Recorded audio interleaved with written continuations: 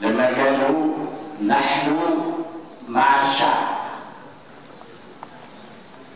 قالوا نحن مع المادة 102 وقالوا لا نحن مع المادة 107.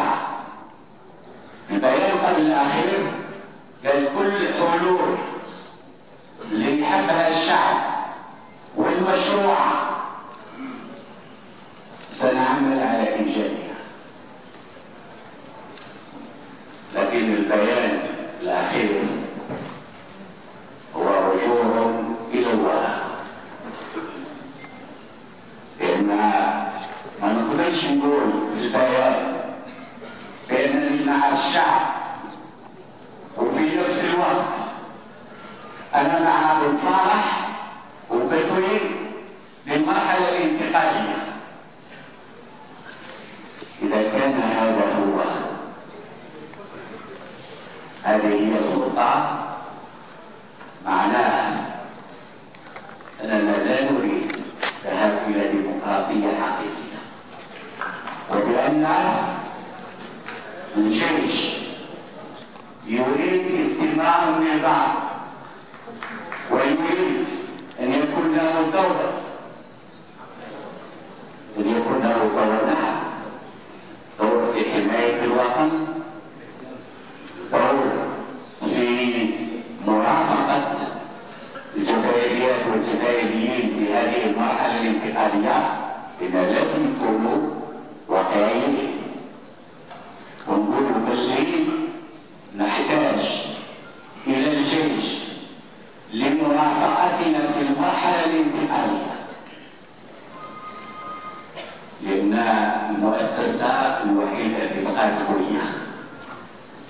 ما نقدرش نجي طالعوا المرادية نقول هذه هي الهيئة الانتقالية.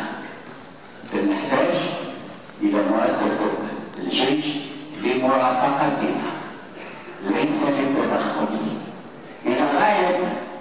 إلى غاية تنسيق المؤسسات الانتقالية، يصبح الحوار مع الرئاسة الجماعية وليس مع مؤسسة الجيش الوطني الشعبي.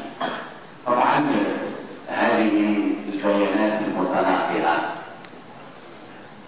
أنا نقول باللي يجب الإخوة لأننا نريد حقيقة نذهب إلى الديمقراطية، وهذه الديمقراطية لا يمكن أن يواجهها أي شخص ولا أي مؤسسة، ولكن لصرف هذه الرؤية، لصرف الذهاب إلى ديمقراطية حقيقية، يجب أن نبقى مجندين فقط. لا أحد يستطيع مواجهة 42 مليون قالوها في الماضي بأن نواجه حزب معين أو شخص معين، لكن اليوم هذا الشعب كله يريد من الجيش يرافق